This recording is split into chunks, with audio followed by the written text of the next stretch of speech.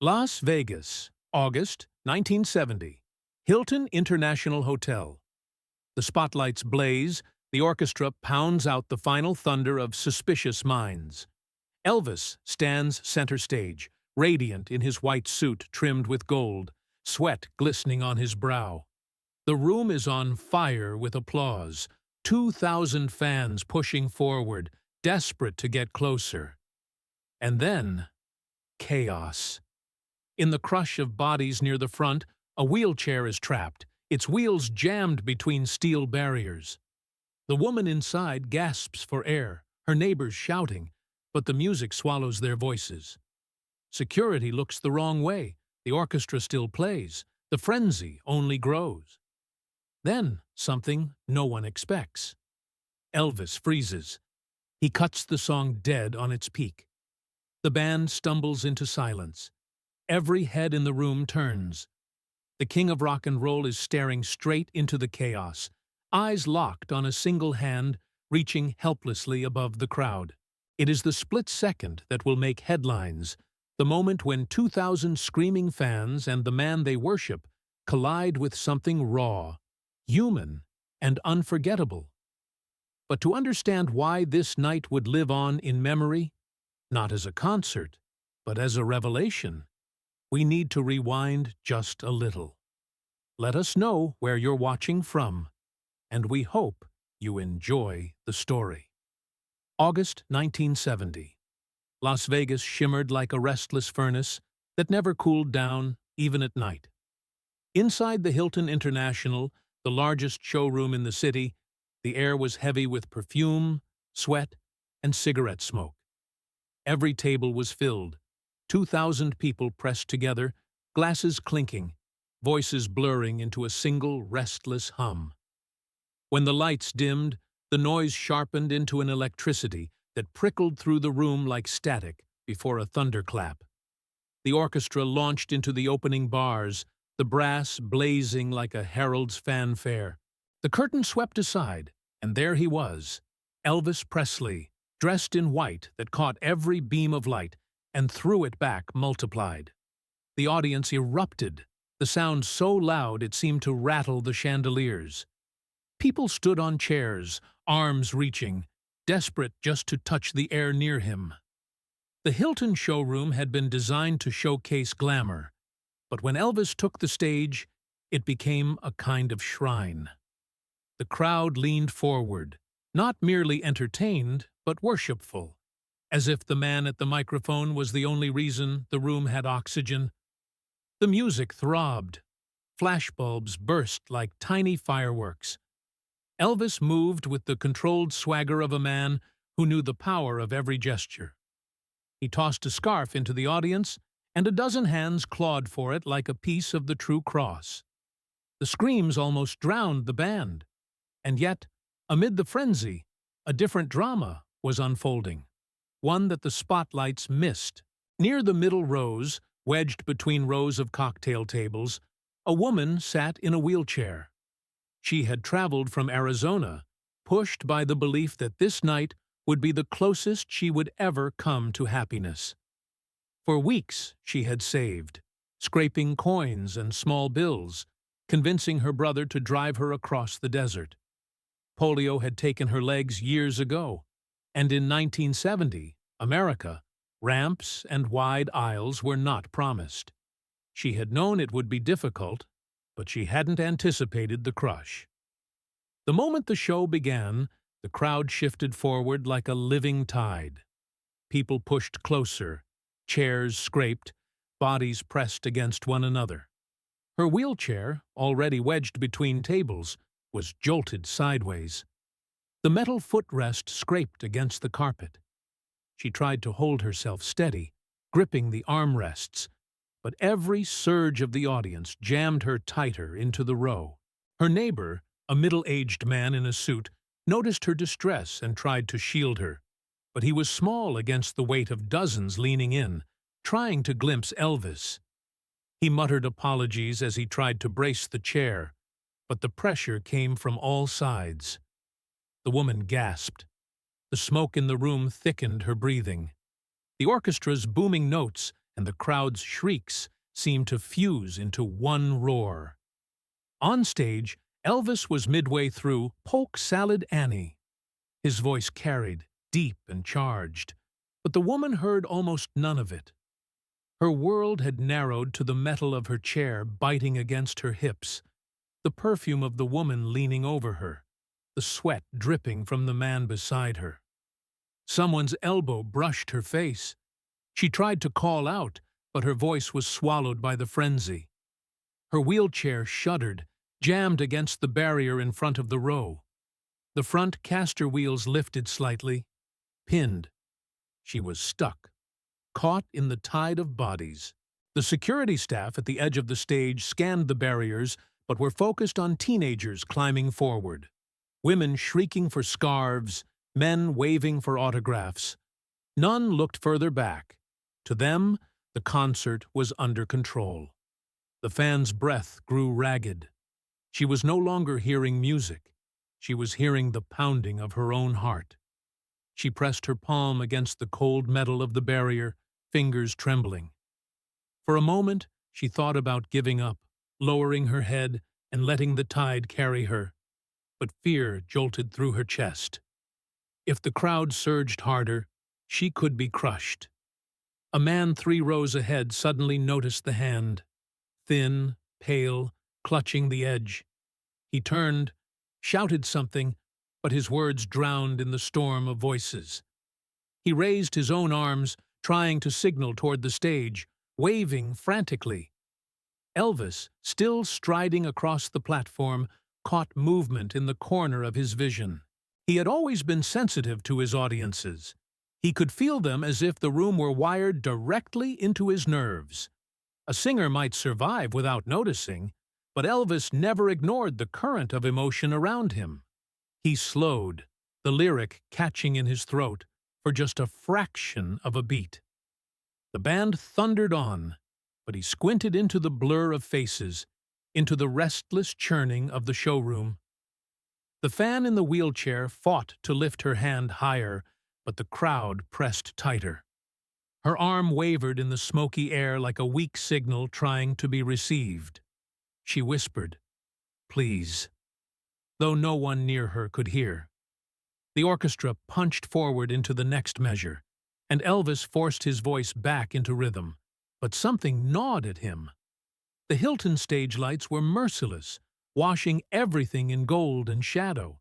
But there, in that restless ocean of faces, something was wrong. He couldn't explain how he knew, only that he did. The man beside her tried once more, yelling, "She can't breathe!" But the sound disappeared under the shrieks for "hound dog." The woman's head slumped slightly. Her brother, stranded near the back, fought to reach her, but he was blocked by rows of chairs and bodies too unwilling to give way. The air seemed thinner, hotter. The band swelled. The crowd screamed.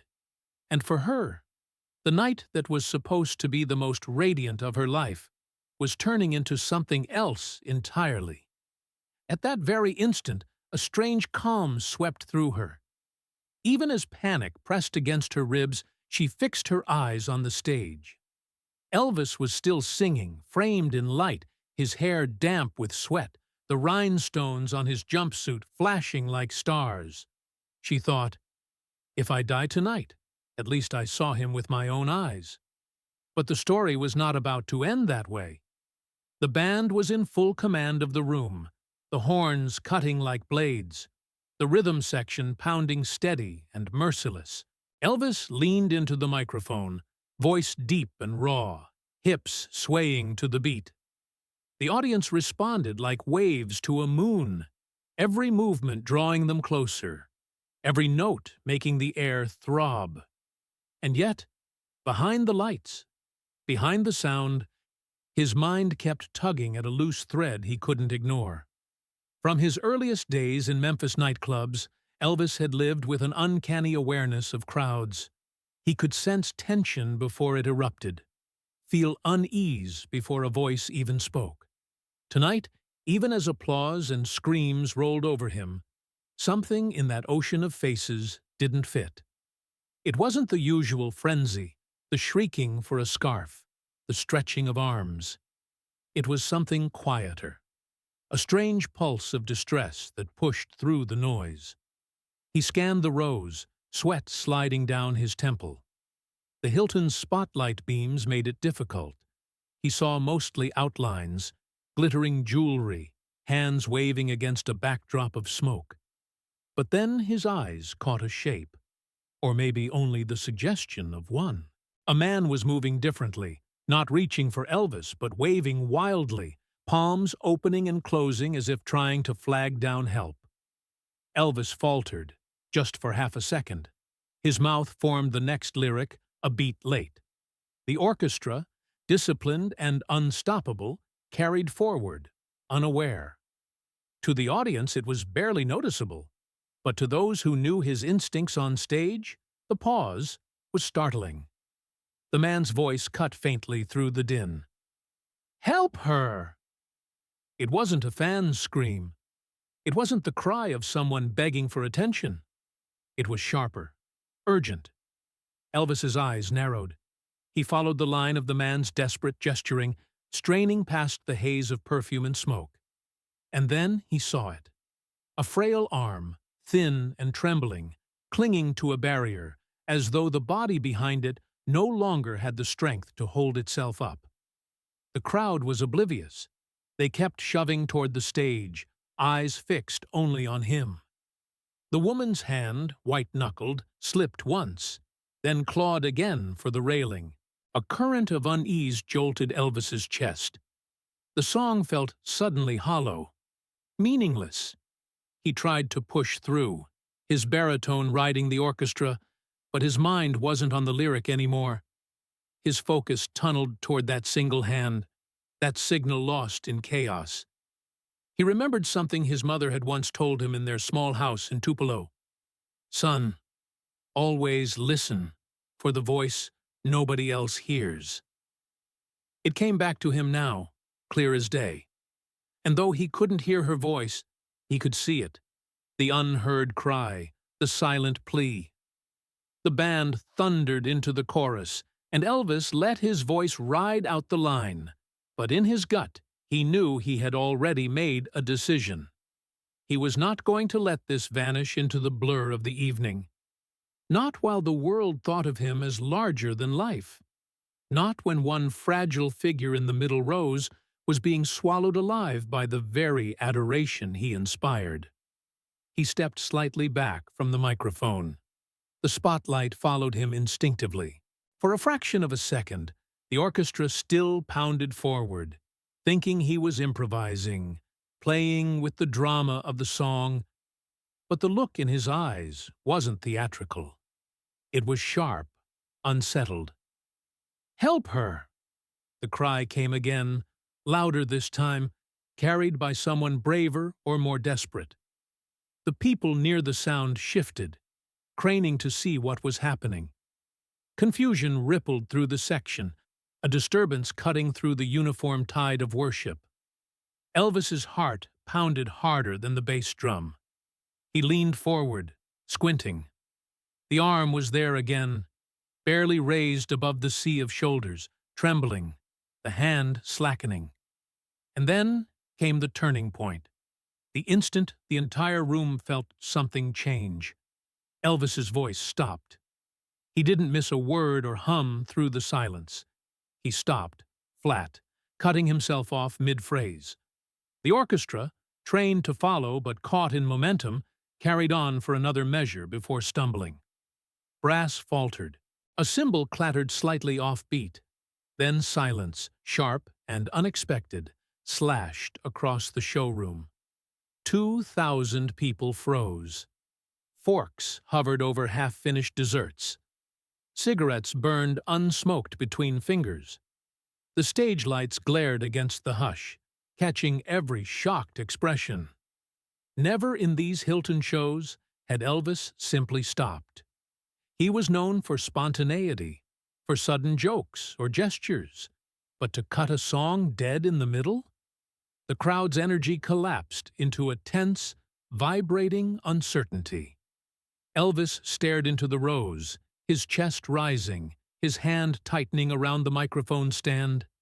He saw her clearly now, a young woman pinned in a wheelchair, her face pale, eyes wide with fear, body half-twisted under the press of strangers. The audience was slow to understand. Some assumed it was part of the act, that Elvis was creating drama before a big finale. Others craned their necks, whispering, "What's he looking at?" Only those nearby heard the muffled pleas, the scraping of the chair trapped against the metal barrier. For Elvis, the decision crystallized in that instant.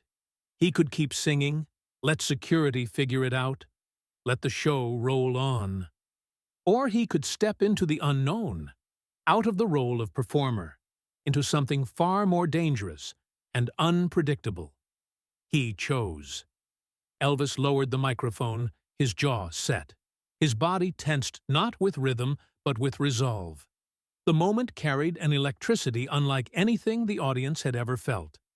It wasn't music anymore. It was a question. What would he do next? The silence in the showroom was unnatural. Only moments earlier, the room had been a roaring storm. But now 2,000 people sat suspended, as if waiting for a verdict. Elvis stood at the lip of the stage, his figure gleaming in the hard light, every rhinestone on his white suit glittering like a shard of ice. His right hand lifted, just a small, sharp motion, and the orchestra, which had begun to fumble into noise again, froze instantly. The cut of sound was total. It wasn't the gradual fading of applause or the soft hush before a ballad. It was a blade slicing through chaos. The Hilton showroom held its breath. Cigarettes smoked down to ash in forgotten fingers. Waiters froze mid-step. The only sound left was the faint hum of the amplifiers and the restless shifting of chairs. Without a word, Elvis set the microphone back onto its stand. The gesture was calm, but his eyes burned with something the crowd had never seen from him before. Urgency. Almost defiance. He turned away from the safety of the spotlight and walked, not toward center stage where the cameras expected him, but to the far edge, the place where the barrier and the audience met. At first, the people closest to the stage thought it was the usual ritual. He often walked down to take flowers, to kiss a fan's hand, to toss another scarf. They reached out automatically, hungry to be the chosen one. But then they noticed the difference. His pace was deliberate, his expression stripped of the easy charm. He didn't glance at the hands, didn't smile at the faces stretching toward him. His focus was locked on something deeper in the crowd. Two security guards, part of the Memphis Mafia, stirred with alarm. They stepped forward, blocking his path, their instincts tuned to danger. Elvis ignored them. When one reached for his arm, Elvis shook him off with a force that startled even those who knew his temper. The guard stumbled back, stunned. The audience gasped. Never before had they seen Elvis reject his protectors. The room, already thick with tension, now quivered with a sharper edge. The sense that something unscripted, possibly dangerous, was about to happen. And then, against every expectation, Elvis crouched low and swung himself down from the stage. His polished boots hit the floor with a heavy thud. The gleaming white of his jumpsuit, designed for the heights of performance, now brushed against the scuffed carpet and the metal edges of the barricades. He was out of the elevated world, in the same space as the crowd. People surged toward him instinctively, their hands like grasping vines. The guards scrambled to form a shield, but Elvis pushed through them, carving his own path. Gasps replaced cheers. The showroom wasn't watching an idol anymore. They were watching a man step into a storm of bodies. He pushed past a table, knocking over a half-empty glass. The liquid splashed across the carpet, mixing with cigarette ash. Chairs screeched as people moved aside in shock. Elvis's broad shoulders cut through the throng, rhinestones flashing in the dim light. He looked like something dropped into the wrong world, too luminous, too fragile for the grit and chaos under the stage.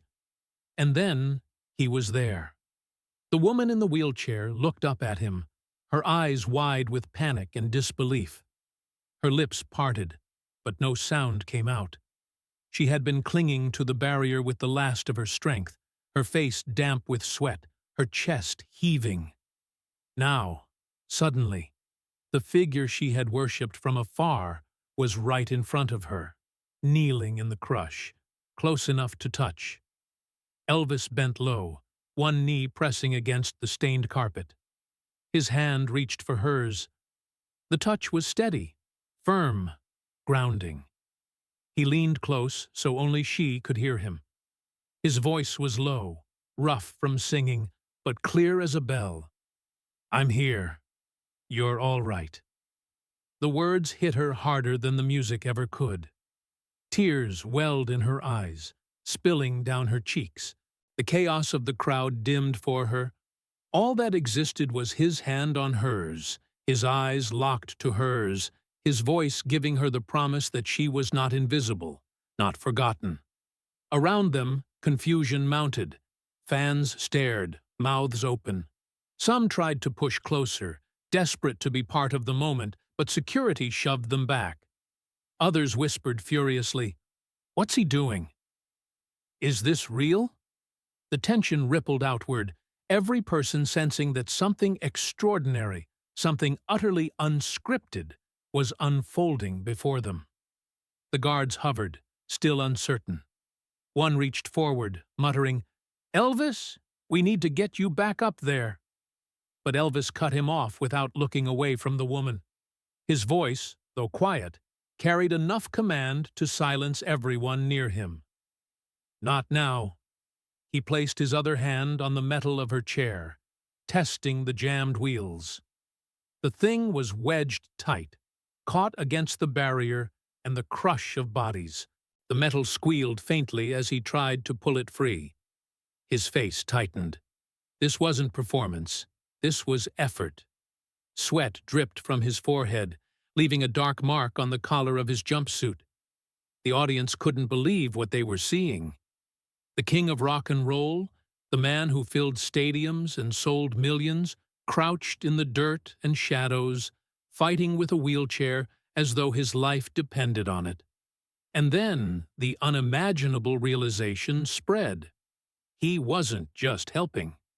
He was about to do something that no one, not even his closest friends, would have predicted. What exactly it would be, nobody yet knew. The Hilton showroom, moments ago, a storm of noise and light, now trembled on the edge of silence. The audience barely breathed, as if the whole crowd had been frozen inside a photograph. 2,000 eyes locked on one sight.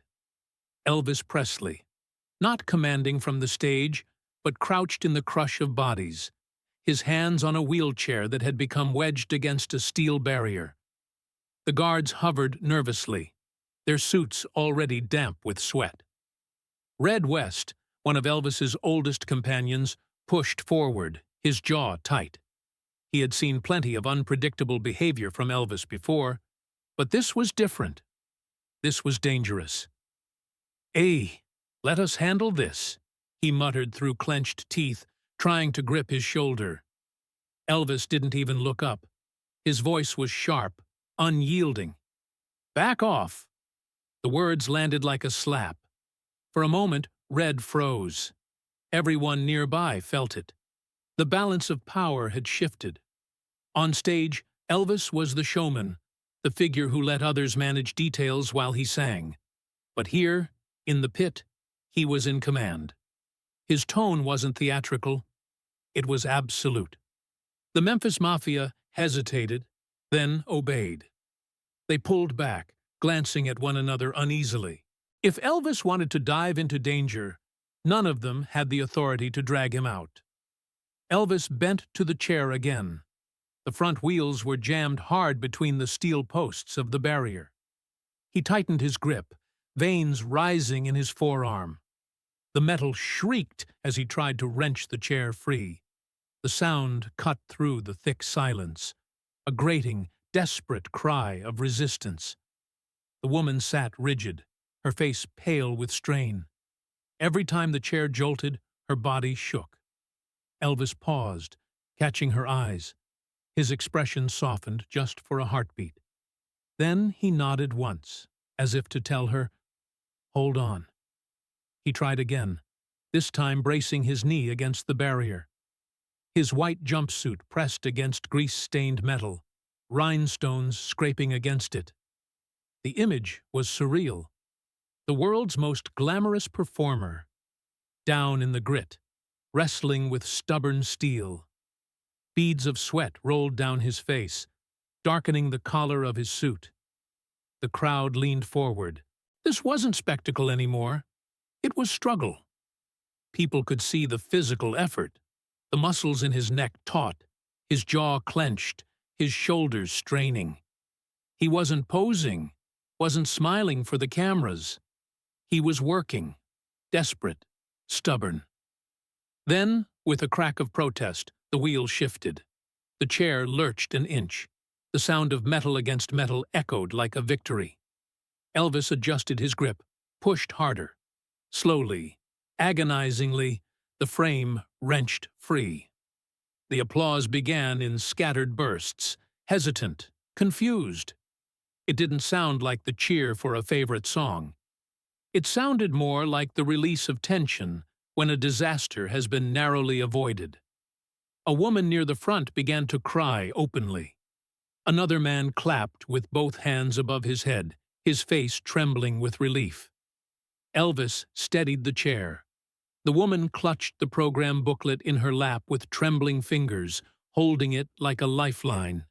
She looked at him, her fears slowly melting into disbelief. For the first time all evening, her lips curved into a fragile smile. Elvis wiped his brow with the back of his hand, smearing sweat across his cheek. He glanced down at his once pristine suit. The fabric was smeared with dirt, streaked with black from the barrier's metal. For a performer obsessed with appearance, the image should have been unbearable. But he didn't care. Not in this moment. The guards tried again to step in, sensing the danger of the crowd pressing closer. "We need to move you, E," one urged. "You can't stay here." Elvis straightened to his full height, still gripping the wheelchair with one hand.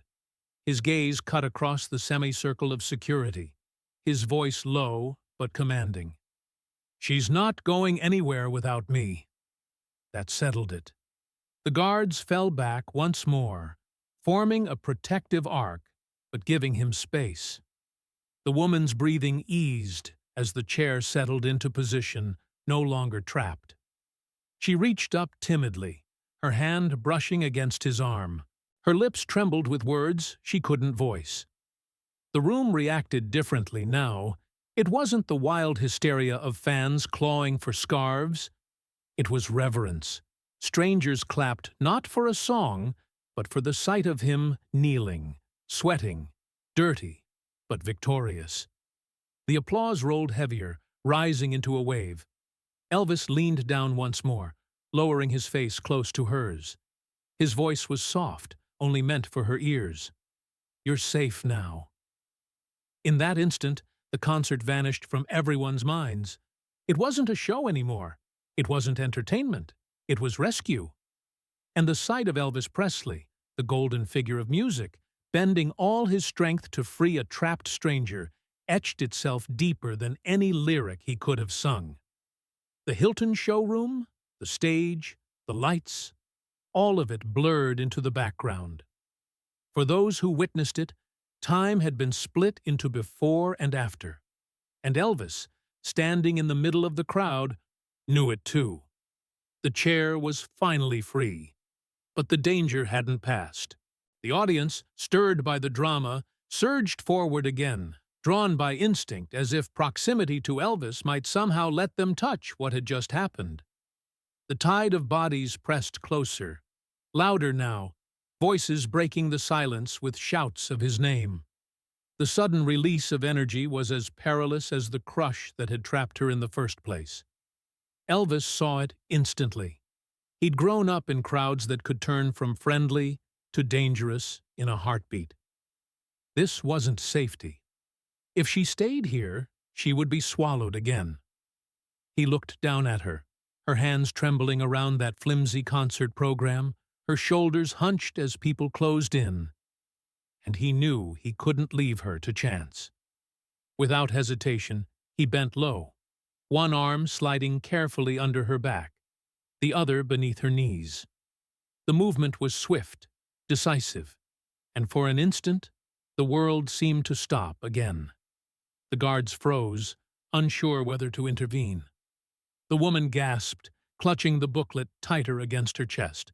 Then, before anyone could stop him, Elvis lifted her clear out of the chair. A roar erupted through the Hilton showroom. Shock, awe, disbelief, all fused into one sound. Thousands of voices gasped in unison, then surged into a wall of applause so loud it shook the glasses on the tables. Some fans cried openly, overcome not by a song, but by the sight of their idol cradling a woman in his arms like she was the only soul in the room. Elvis's expression never wavered. His jaw was set, his brow furrowed, but his hold was gentle. The woman's tears streaked down her face, catching the stage lights as she clung to the thin fabric of his suit. Her program booklet crumpled against his chest, still gripped with the desperation of someone afraid to let go of the night. Security scrambled to clear a path. Chairs were shoved aside, tables toppled, glasses shattered on the floor. The guards stretched their arms to hold back the crowd, their bodies forming a shield as Elvis moved steadily forward. Every detail of the moment burned into the senses of those watching. Glitter from the stage curtain had shaken loose and drifted down, sticking to Elvis's damp hair, catching on his shoulders. The rhinestones on his jumpsuit glittered with each step, a stark contrast to the raw reality of the scene. Sweat, tears, overturned tables, the chaotic crush of bodies. The woman buried her face against his chest, sobbing, but her grip never loosened. She was small against him, fragile, but in his arms she seemed suddenly elevated, untouchable. The fans in the back rows, too far to see her face, stood on their chairs just to witness the vision of Elvis, carrying her through the chaos. The guards reached the foot of the stage, pushing chairs aside to carve space. Elvis didn't slow. He walked as if there was no weight in his arms, though sweat rolled down his temples and his suit clung to him with the effort. He moved like a man carrying something sacred. When he reached the steps, 2 guards rushed to help, but he shook his head. He adjusted his grip, one arm tightening around her back, the other steady beneath her knees, and climbed the steps himself. His boots hit the wood of the stage with a heavy thud, but his pace never faltered. The showroom erupted again, this time not with shrieks, but with thunderous applause. People clapped until their hands stung, some pounding tables, others holding handkerchiefs to their faces. The emotion in the room had turned. It wasn't frenzy anymore. It was reverence, gratitude, something far deeper than entertainment. Elvis crossed the stage, the woman still in his arms. He carried her past the microphone, past the glittering curtain, and stopped near the orchestra pit. Slowly, gently, he lowered her into the seat of her chair, now placed safely beside the stage where no one could crush her. Her tears hadn't stopped. She reached up, touching his hand as if to confirm he was real. The program booklet was still crumpled in her grasp, edges wet with her tears. The audience rose to their feet. It wasn't a planned standing ovation, not the kind that comes after a big finale. It was spontaneous, raw. People stood because sitting felt impossible, because something in them demanded to acknowledge what had just happened. Even the musicians had lowered their instruments. Violins rested on laps. Drumsticks lay silent across toms. They were staring too, caught in the spell. From the far back of the room, a man whispered, "He's carrying her like she's royalty." On stage, Elvis adjusted the blanket that had slipped from her lap, pulling it gently over her knees. It was a small, tender act, but one that spoke louder than any grand gesture. He didn't just want her safe, he wanted her comfortable, dignified. The crowd roared again, tears streaming down faces, applause shaking the walls. In that fragile moment, the boundary between star and fan, performer and audience, dissolved. It was no longer about Elvis Presley, the icon, the glittering figure on stage. It was about Elvis Presley, the man, holding another human being as if she were his equal, his responsibility. And in that fragile, unscripted moment, the Hilton showroom understood that they were witnessing something no song, no recording, no headline could ever capture.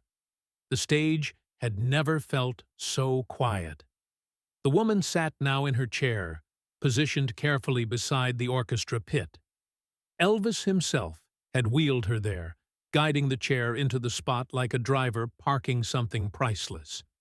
She was close enough to see every bead of sweat on his face, every thread of his white suit.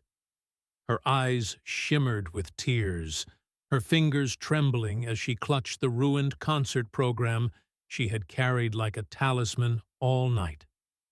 For a moment, Elvis just stood beside her, breathing heavily, hands on his hips. The audience still thundered with applause, but he didn't acknowledge it. His gaze lingered on the woman, softening in a way no spotlight could exaggerate.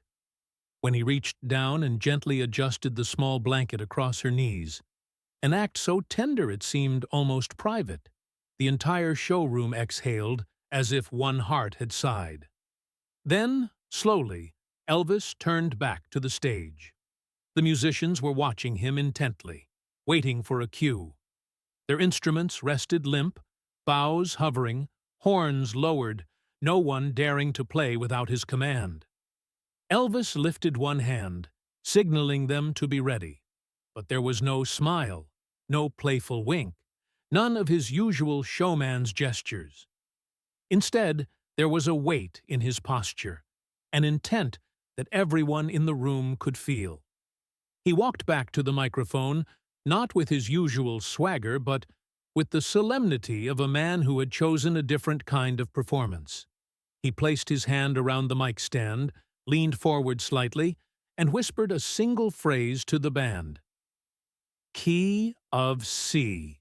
You'll never walk alone." A ripple passed through the orchestra. That song hadn't been on the program. The set list had been carefully planned. The fast numbers, the classics, the ballads, the finale. "You'll Never Walk Alone" wasn't scheduled. It wasn't even rehearsed tonight. But when Elvis made a decision like this, there was no question. The strings lifted first, tentative, bowing softly into the still-charged air. The piano followed, a few delicate chords. Then the horns came low, solemn, carrying the weight of a hymn. The sound filled the room with warmth that contrasted sharply against the chaos that had just unfolded. Elvis closed his eyes, tilted his head back, and began to sing. His voice wasn't loud at first. It was measured, deep, steady, carrying the opening words as though they were carved from stone. The showroom, restless only moments earlier, fell absolutely silent again. Not a glass clinked, not a chair scraped. Even the waiters froze in the aisles. But Elvis wasn't singing to 2,000 people. His gaze kept returning to the woman beside the pit. Each phrase carried toward her like a prayer. The way he shaped the words made it clear. This wasn't a performance. This was a gift, intimate and pointed, as if the rest of the room no longer existed. Her tears streamed freely now, but they weren't desperate tears of panic anymore. They were something else. tears of recognition, of being seen, of having her suffering not ignored but transformed into music. She pressed her hand against her chest, as if to keep her heart from breaking open. The song built, Elvis's voice rising, not in the triumphant belts that had made him famous, but in something deeper, more human.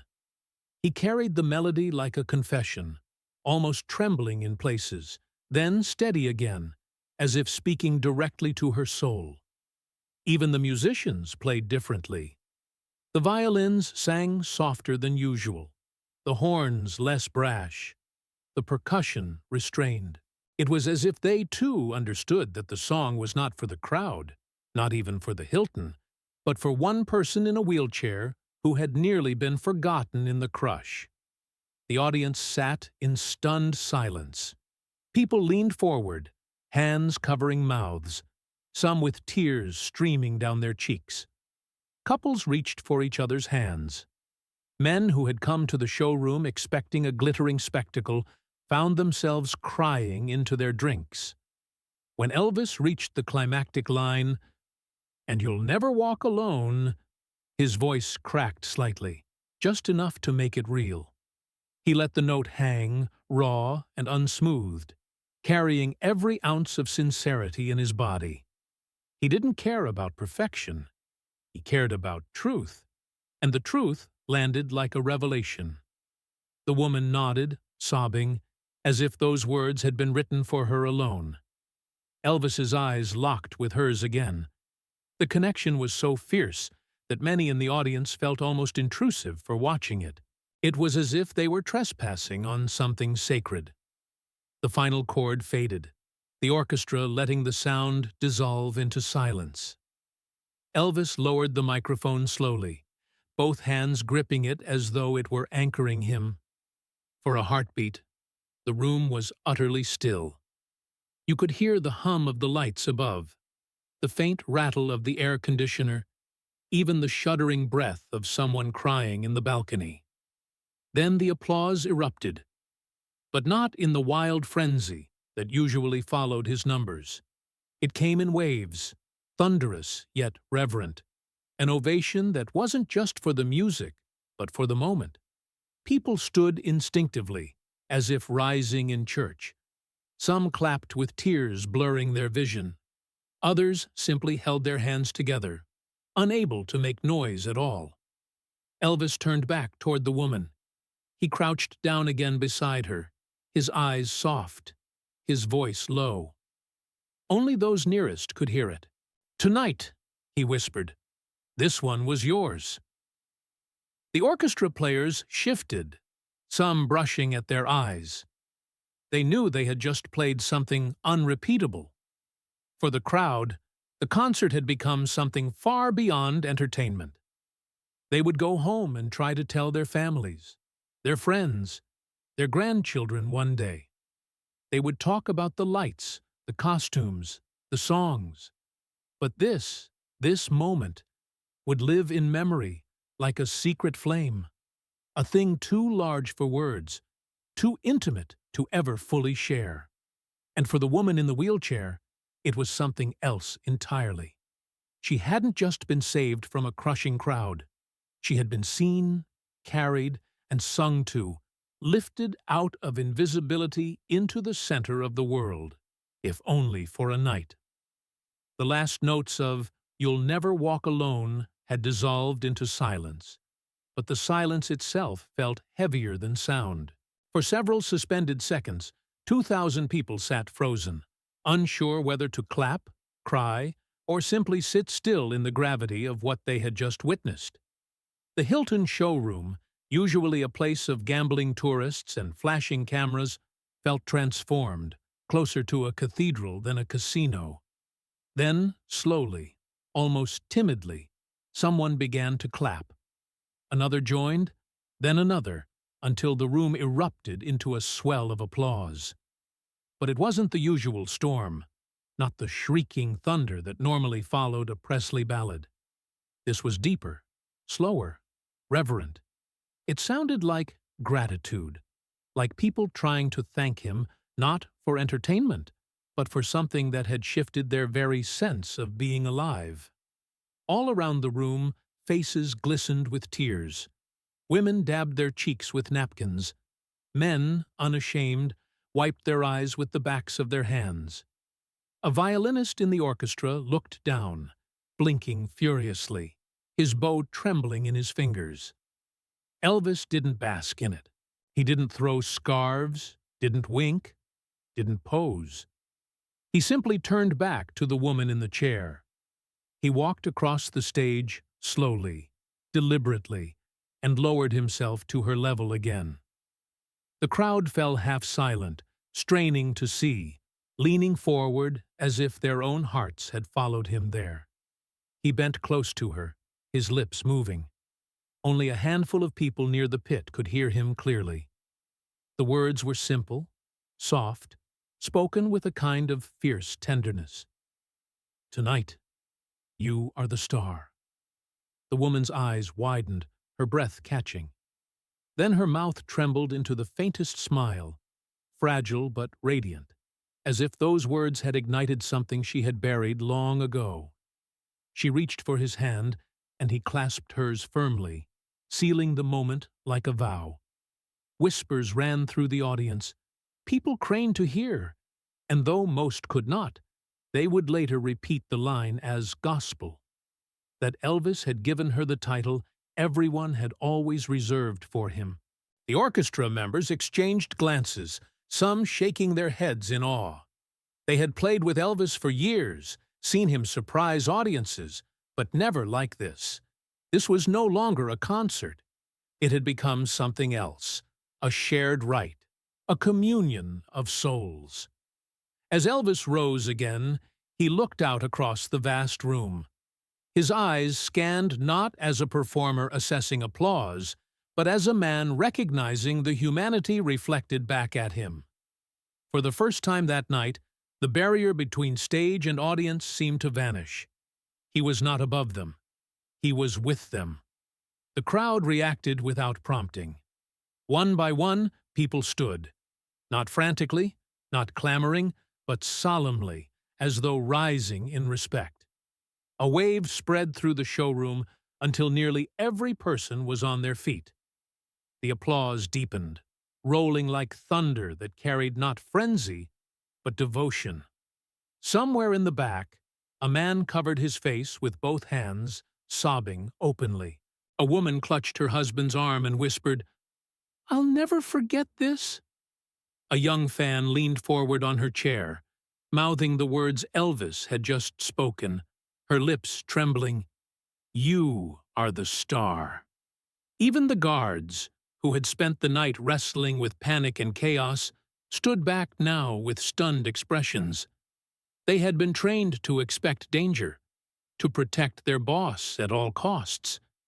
But here they stood, watching him give himself away completely, with no thought of security, and they realized they were witnessing something they would tell their children long after the casinos of Vegas had turned to dust. The air itself felt changed. The smoky haze no longer reeked of perfume and cigarettes, but seemed almost sacred, as if consecrated by what had just taken place. The crowd breathed together, a single living organism, inhaling and exhaling in rhythm. Elvis adjusted the microphone again, though he did not speak immediately. He stood there, gazing across the room, the applause still rolling. When at last he leaned forward, he didn't deliver a joke or a rehearsed line. He simply nodded, slowly, with the weight of someone who understood the magnitude of what had happened. The musicians waited, instruments poised, but even they seemed reluctant to disturb the moment. One of the trumpet players whispered under his breath, "Lord, this ain't a show no more." Elvis looked again at the woman in the wheelchair. She was still crying, but her tears had changed. Her face shone, her hands steady on the armrests, her body no longer twisted with panic. She looked, for the first time all night, at peace. And in that peace, the room found its own reflection. Thousands of strangers, tourists, gamblers, locals, musicians, security guards, felt bound together by something they hadn't expected to find in Las Vegas: a sense of shared humanity. The concert wasn't over. Not technically. There were songs left on the set list, applause yet to come, drinks to be poured. But everyone there already knew whatever else happened tonight would live in the shadow of this moment, when time had slowed, when a crowd became a single heartbeat, when Elvis Presley turned a stage into a sanctuary. The ovation had not ended. It rolled across the Hilton showroom like waves against a shore, breaking and crashing, then rising again with fresh strength. 2,000 people stood, applauding not a song but something far more difficult to name. Elvis stood at the microphone, silent, simply absorbing it. His chest rose and fell heavily. His eyes, though calm, carried the weight of a man who knew this night would be remembered long after the rhinestones on his suit had dulled. And then, cutting through the roar, came a voice. "Elvis, you saved her life!" The words pierced the air, loud and clear, echoing off the chandeliers. For a heartbeat the applause faltered, some people turning toward the shout. A few in the crowd repeated it, emboldened. "You saved her! You saved her!" The declaration might have flattered another performer, might have been absorbed as praise, but Elvis's reaction was startling. His face changed instantly, hardening not with pride, but with urgency. He raised his hand sharply, asking for quiet. The clapping stuttered and slowed until the room was hushed again, every ear straining to catch his response. He leaned into the microphone, his voice low but clear, heavy with conviction. "No. You're wrong." A ripple of confusion moved through the crowd.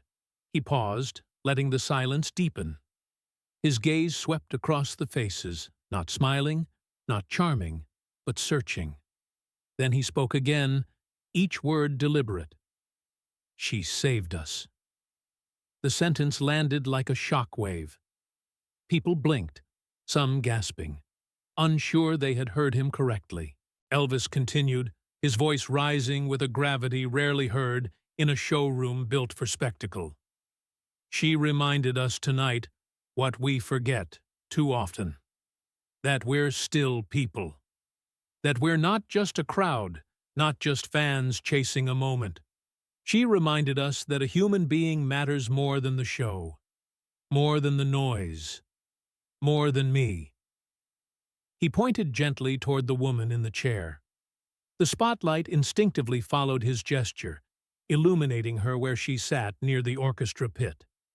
Her face glowed in the sudden light, damp with tears, but radiant with a kind of shy astonishment.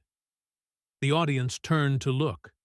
Some lowered their heads in shame, realizing how moments earlier their own pushing and frenzy had nearly crushed her.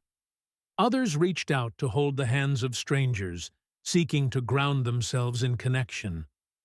Elvis's tone softened, but it carried even more force. "If you think I saved her, you're missing the truth. She saved us by showing us that none of us should ever let another person get lost in the madness. Not in here, not out there, not anywhere." For a long moment, no one moved. The words hung in the air like scripture, not from a preacher's pulpit, but from a man who had lived the storm of adoration and knew its danger better than anyone. Then the silence broke, not with a roar, not with chaos, but with a sound unlike anything the Hilton had ever heard. The audience responded in sobs, in whispered prayers, in hands clasping together. Applause followed, but it was tempered, almost reverent, as if they were afraid to shatter the fragile truth he had laid bare. The woman in the chair, once nearly invisible, swallowed by the press of bodies, smiled through her tears. She looked not overwhelmed but lifted, as if she had been given a place no one could take away. For the first time in her life, thousands of strangers stood with her, not above her. The security guards, who had been so frantic earlier, now stood still at the sides, arms slack at their sides, watching their boss with expressions that wavered between awe and bewilderment. They were used to controlling chaos, but they had no training for this. A concert turned into confession, a crowd transformed into a congregation.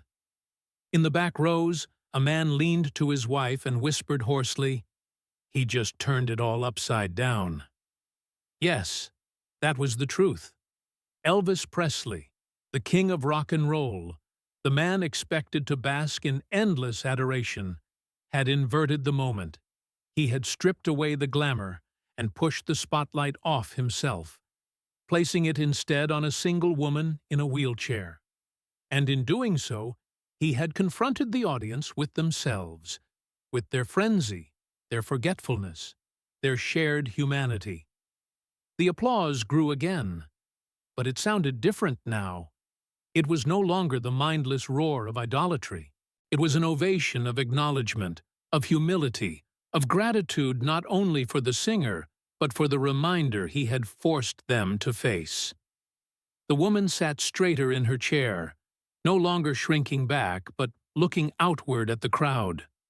Her fragile smile widened, and for a heartbeat it felt as if she were indeed the center of the Hilton showroom, the star Elvis had declared her to be. And Elvis, standing with one hand resting on the microphone, simply watched her, his face solemn but gentle. He gave a small nod, as though confirming silently to her and to everyone else. This is the truth. For the first time all night, the audience's awe had nothing to do with rhinestones, music, or legend. It was awe of something far more dangerous and beautiful: authenticity. The Hilton showroom felt changed, as though the walls themselves had absorbed the weight of what had just taken place. The chandeliers still glittered, the smoke still curled above the tables, but the room no longer belonged to Vegas. It belonged to memory. Elvis stood silent for a long while, one hand resting on the microphone, the other hanging at his side. He looked out at the sea of faces, no longer a mass of hungry fans, but a congregation subdued, reflective, chastened. They had cheered, wept, and now waited with the breathless anticipation of people who knew they were living through something that would be told and retold long after the lights dimmed. He glanced down at the woman in the wheelchair. She was no longer hunched in fear. She sat upright, her hands steady on the armrests, her blanket neat across her lap, her tear-stained face lifted toward him with a glow of quiet dignity. Elvis gave her the smallest of smiles, then turned back to the microphone. There was no set list left to follow, no encore that could match what had happened. Instead of signaling the band, Elvis stepped away from the microphone stand and moved toward the edge of the stage. The spotlight followed him as though it too sensed this was the ending. The audience murmured, unsure, their applause tapering off into a hush. Then Elvis did something none of them had ever seen before. He descended the stairs at the side of the stage and walked directly into the front rows. Security shifted nervously, but didn't intervene. Even they knew this moment was untouchable. He walked straight to the woman. 2,000 people leaned forward, watching. Slowly, Elvis placed his hand on her shoulder. The gesture was simple, but it carried more weight than any finale he had ever staged. Then he turned slightly, facing the crowd, and bowed, not to them, but to her. The room gasped. For a heartbeat, there was silence, as if no one dared breathe. Then, one by one, people rose from their seats. Not in frenzy, not in a mad scramble for attention, but in solemn unison. 2,000 people stood, following his lead, and their applause thundered through the Hilton showroom. But this time, it wasn't for Elvis Presley.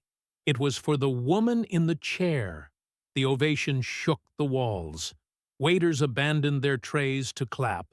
Musicians put down their instruments and joined in. Strangers turned to one another, eyes wet, nodding in recognition of something greater than themselves. The woman covered her face with her hands, overwhelmed, then lowered them again, her smile radiant through her tears. For the first time in her life, she wasn't invisible, wasn't forgotten. She was being honored. Elvis stayed beside her, letting the moment belong entirely to her. He didn't speak immediately. He simply held her shoulder, his head bowed slightly, waiting until the roar of applause softened into something quieter, more reverent. Then he lifted the microphone, his voice calm, steady, carrying through the hush. Remember, no one should be left behind. The words landed like a commandment. No theatrics, no flourish, just truth, offered without apology. He lowered the microphone, gave the woman's hand one final squeeze, and turned toward the stage. Slowly, deliberately, he walked back up the steps.